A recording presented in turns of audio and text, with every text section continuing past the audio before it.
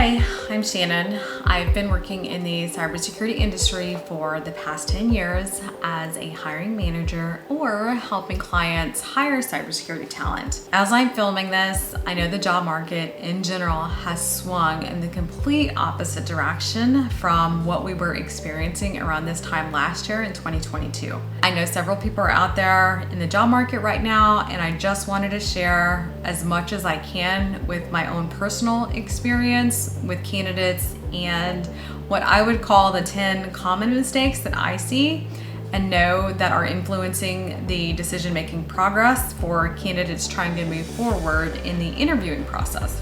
So let's go ahead and get started. Mistake number one is failing to mentally prepare. Don't come into an interview desperate, even if you are. It isn't a good vibe. Hiring managers are looking to hire those that are confident in what they can do and what they can deliver, not those that are just looking for a paycheck. You need to go into this looking for a new opportunity with the mindset that you're there to find your match, kind of like dating. Make it about them, not about you. I recommend you walk into this with a mindset that you're there to give and to serve. You're there to provide value. Be confident in what you have done and the skills that you have and the experience that you have acquired along the way. Now, if you are asking yourself right now, well, Shannon, what do I do? What does that even look like? How do I do that? Good question. Look through all of the past work that you've done. Look at your projects. Look at the awards that you have won.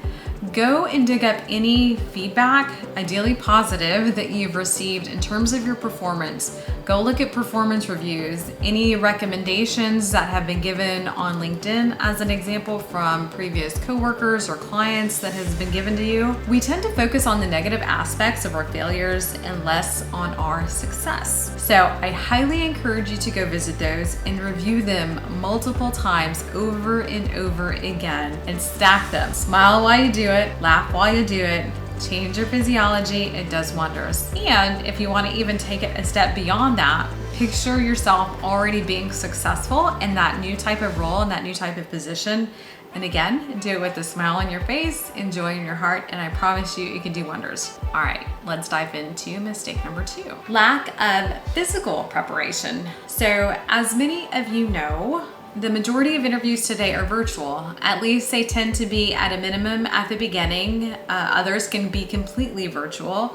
So you want to make sure that you look your best. Get your hair cut if needed, color if that's your thing, shave, trim your beard, do your makeup, etc. I will say this, I see way too many casual shirts these days. We've gotten too comfortable being at home. It is one thing if you already have the job and do it well, but it's a whole other thing if you're trying to make a great first impression. Wear something business casual at a minimum. Whatever the preparation that you do to look good and feel good at your best, that's what you need to do, and only you know what that is. Mistake number three, troubleshooting your technology at the time of your interview.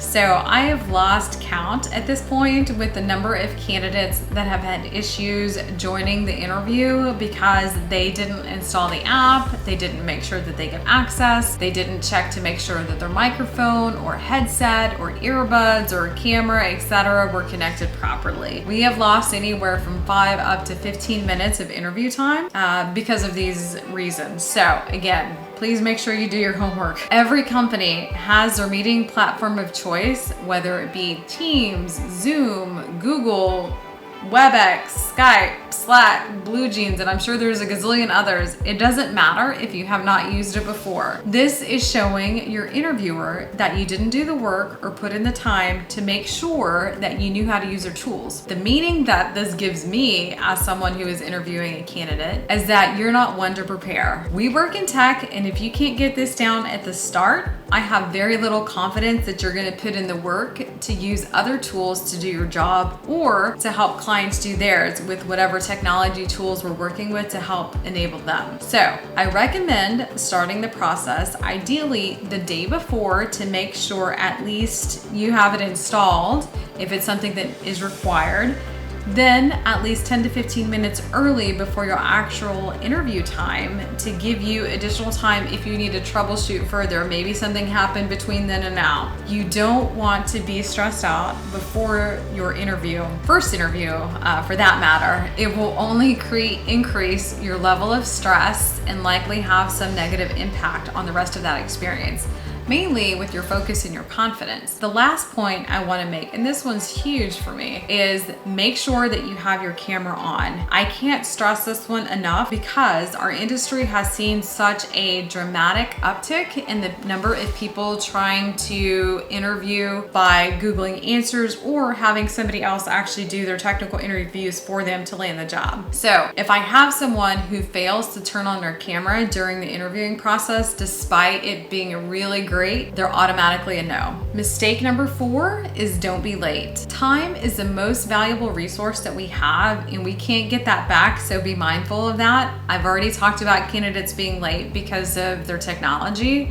but I've also had candidates not join an interview or join late due to time zone differences and them not realizing it, and the recruiters having to ping them to say, hey, are you still showing up? So make sure you check your calendar and confirm with the recruiter that you're working with, if the meeting invite isn't on your calendar, the time zone. And then also, if it is, make sure that your computer and or your laptop is synced up with the time zone that you're in. Sometimes people travel and it doesn't change over, so we've had some snafus there. Being on time shows an element of respect. Why this matters, I expect my team to show up on time for meetings, whether it's with me, the team, or especially if it's with our clients. Mistake number 5, poor location choice. Do not take an interview from your car, especially if you are driving. This prevents you from being fully present, and there's a risk associated with that because you're trying to have that conversation. Even if you're stopped, pulled over somewhere, again, recommend do not do it. Make sure it's quiet.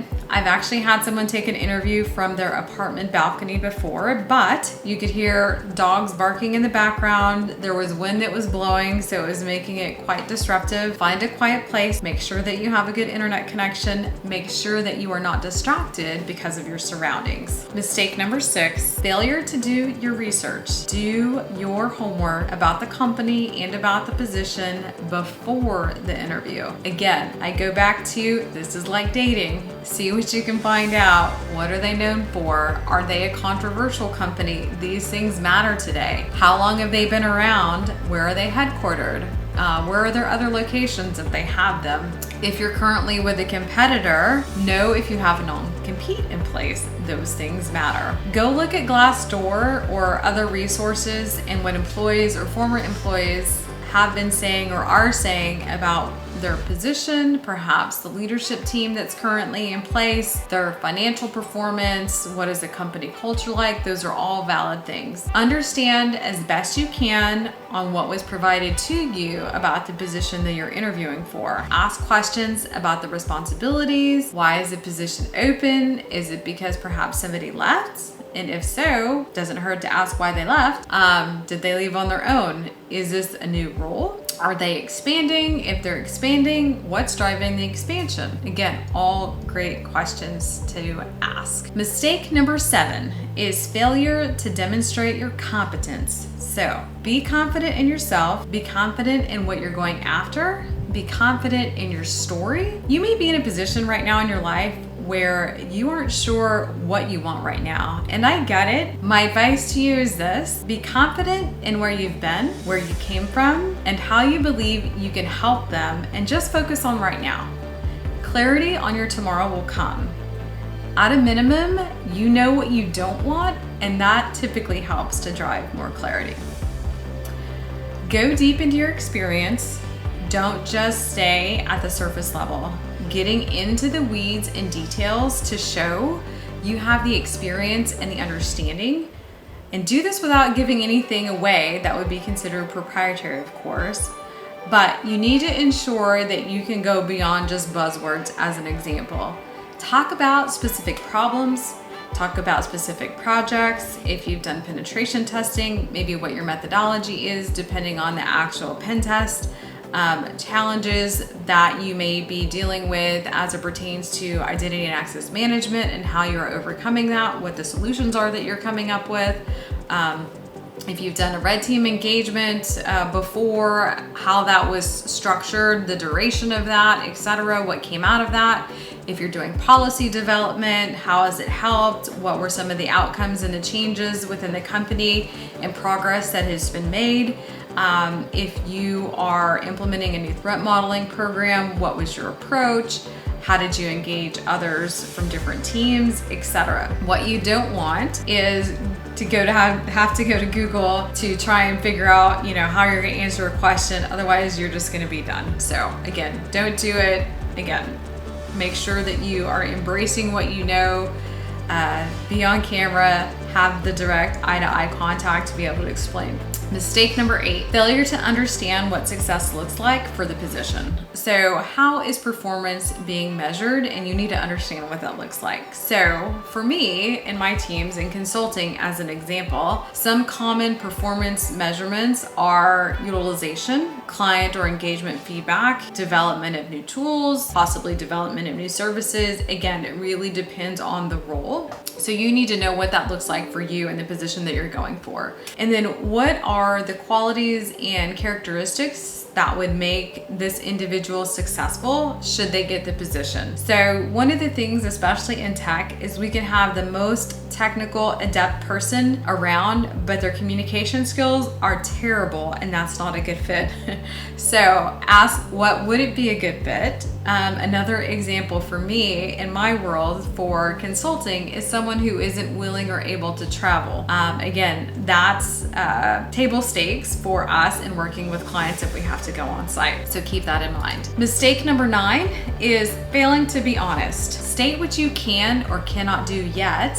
Be honest in what you're interested in doing and what you may have to learn on the job. That goes a really long way, and companies can be flexible, so keep that in mind. Know your levels of comfort, whether it be client interaction and communication, doing talks at conferences, speaking to leadership teams, speaking to clients, travel, schedule availability, and perhaps flexibility if you have little ones or aging parents or somebody that you have to watch after and have to have those things in place. So again, all things to be mindful of. And the last one, mistake number 10, is unreasonable compensation requests for the position or changing compensation requirements. So just to level set, again, 2022 was an insane hiring frenzy, and it was just kind of crazy what we were seeing in the tech market in general, not even just specifically cybersecurity, but tech in and of itself, and how fast candidates were being scooped up and the compensation packages that were being given. So we are not in mid-2022 anymore. The world has shifted dramatically to what seems to have been overnight. So make sure you do your homework. Salaries and comp packages are absolutely not the same as what they were last year when we were on the hype of that market cycle. A number of companies, as you know, are not even hiring right now or have slowed down significantly as a result of economic conditions. And I guarantee that this isn't just a US problem, it's a global statement. Understand what the salary range is that they have budgeted for the position if you are interviewing, and to ensure that you actually have the experience level that they're seeking for that salary band, and if it's something that can work for you and your family.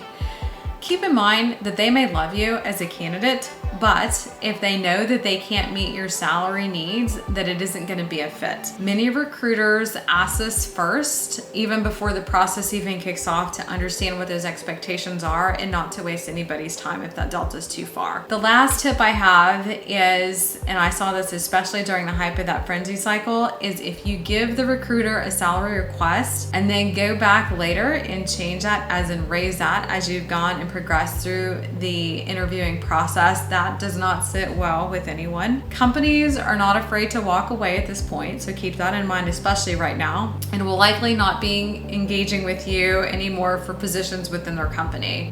So keep this in mind for future employment exploration. And I will even go a step beyond that to say, if somebody was involved in this process at the company that you're talking to and leave to go to another company, and your paths cross again, that could influence your hiring opportunity at the next company as well. So keep that in mind. I truly hope that this has helped you if you're currently in the market for a new opportunity. Even if you've just had like one aha moment, I do truly hope that it can make a difference for you. I'll be sharing more helpful insights and lessons that I've learned over the years and the weeks to come with various topics within the industry. So if you'd like to learn more, please hit like and subscribe. So thank you, and until next time, have a good one. Bye-bye.